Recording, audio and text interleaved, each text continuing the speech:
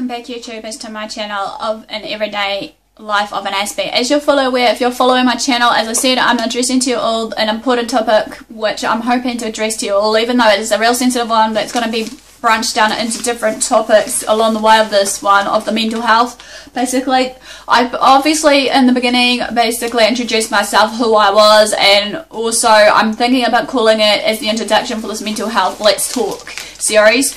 So basically, as I said, yes, we need to be in mind obviously that some of the advice I may give out to you may not work for others, and some it may work for some.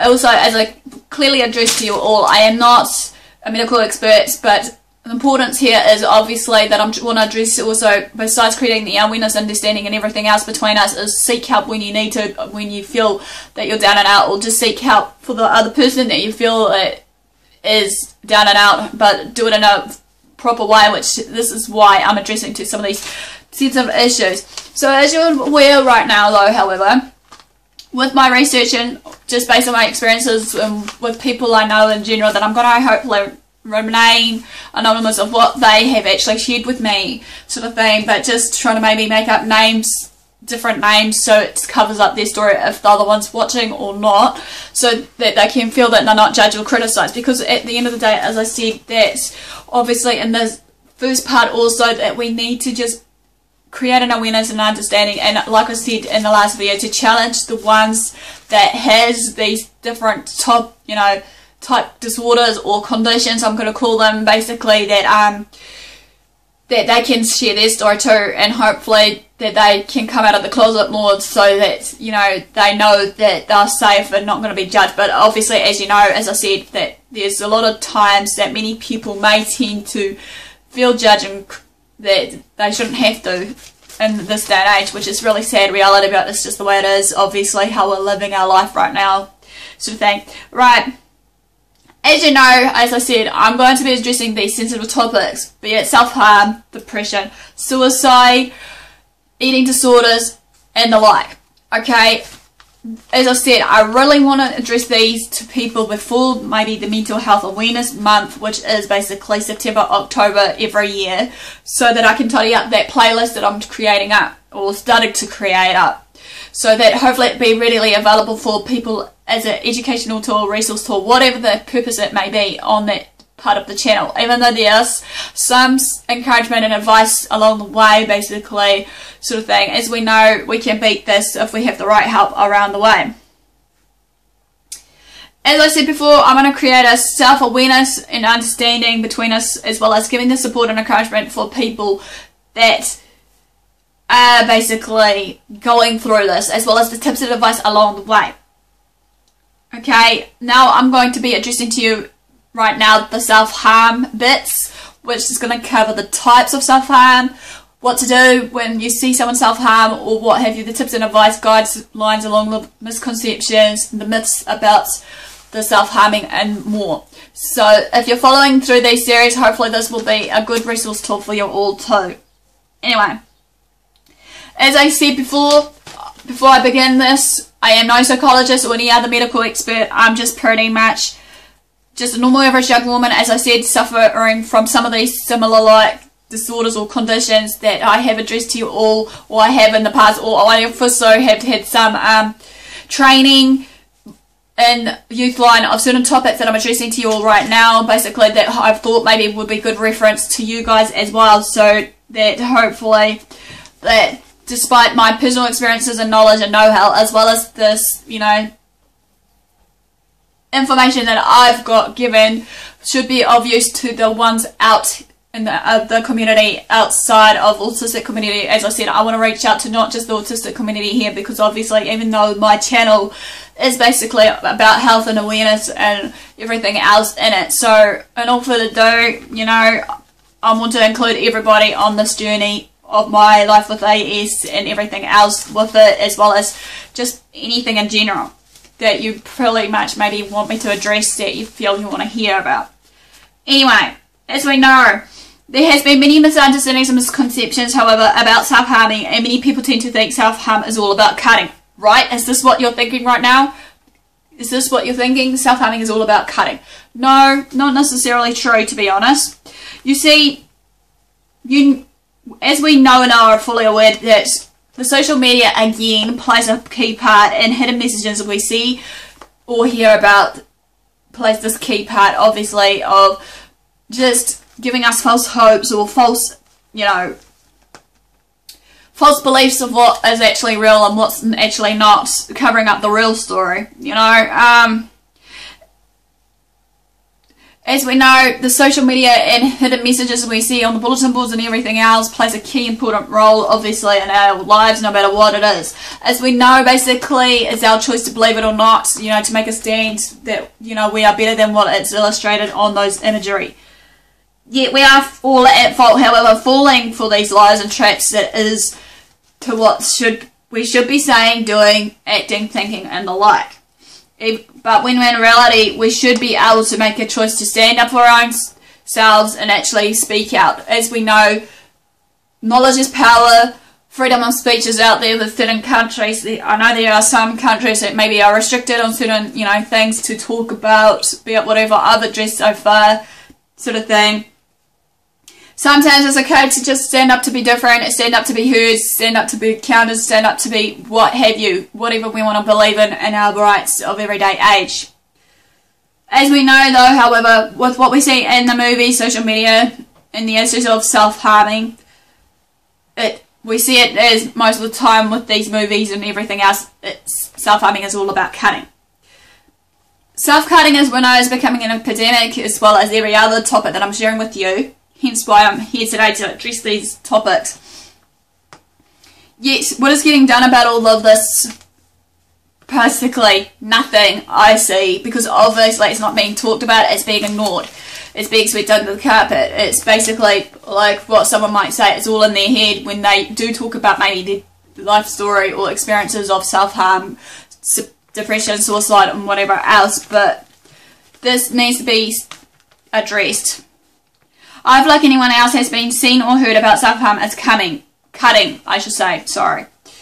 I believe strongly that this and other issues, as I said, don't get talked much about in many other different forms, types of self-harm in this world. Again, I want to address this, or bring this into light of awareness, and it's time to not ignore it, yet know the signs of warning, signs before it's too late.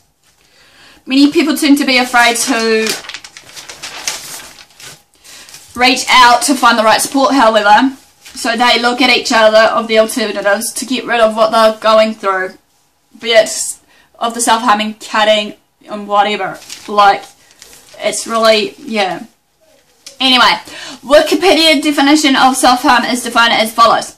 Self-harm or deliberate self-harm includes self-injury, intentional, direct injury to the body tissue, most often done without suicidal intentions. It typically doesn't mean a suicide attempt, however. Rather, so injury is an unhealthy way to cope with the feelings, emotional pain, intense anger, and frustration. Again, as I said to you, basically, obviously, self-harm is not, as it reads in that definition, a suicide attempt. Many people may think it is, but it's not also. Again, there are many different types of self-harm as I addressed, but I'll try and talk about the most popular ones here of the self-harm, or the well-known ones that you may have heard of. And that is, obviously, one is cutting. The first one is. And we know we're all heading in the traditional economic news of a higher fact, you know, environment of one. Basically, got to remember, 1 in 3 people of this fact who do self-harm or cutting is when they are deliberately or purposely, as many people think, cut themselves, and we know cutting is very common in teenagers and the most talked about of self-harm. We're going to talk about the different types again of self-harm, as I said today, and that you may not ever have heard of or thought of until now. Me either, while I've been doing this research to share with you, because some of this has amazed me of what I've read, as well as shocked me, and also some other mixed feelings and emotions along the way. Okay, I want to address another forms of ones also of the different ways people do this for self-harm. Another one is number 2, pinching.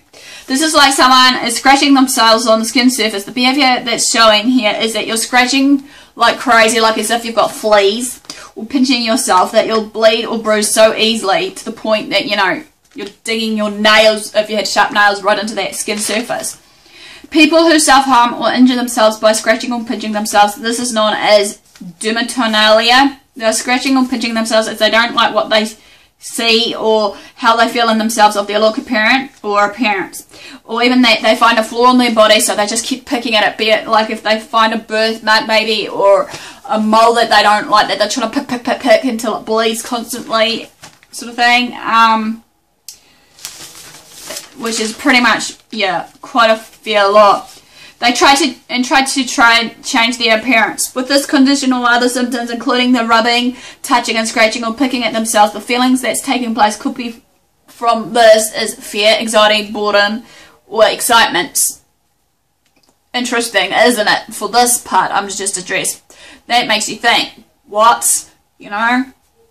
Anyway, number 3 basically is impact with objects or onto oneself. What I mean here is, with this one, you're more likely to deliberately bang yourself around, start kicking things around, or kicking yourself until you bruise, you know, or you may even throw yourself around, you know, like rugby players tackle, kind of throw you around, until you bruise or bleed.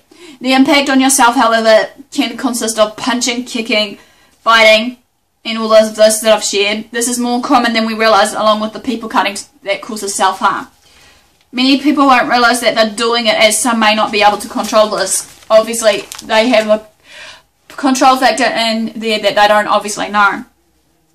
Anyway, number 4 of this is carving. This is using something sharp like a knife or something, and they'll start to carve out shapes, symbols, or whatever on their skin. It's different to cutting, obviously, because as we know, it's shapes, basically, obviously. And with this carving into shapes, obviously, is until they really bleed out. Excuse me. Anyway, carving is like drawing or carving symbols or words onto the body instead of onto wood.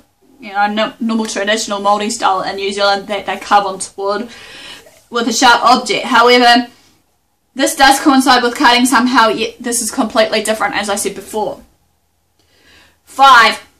Interfering with the self-healing process. What I mean here is, obviously, if you're really sick from a hangover and you just keep pushing yourself just to keep drinking to the point of no return, or another one is if for your healing process is like you were going through treatment and therapy and you're on meds, and then all of a sudden you just basically couldn't take it no more. Number 6, hair pulling.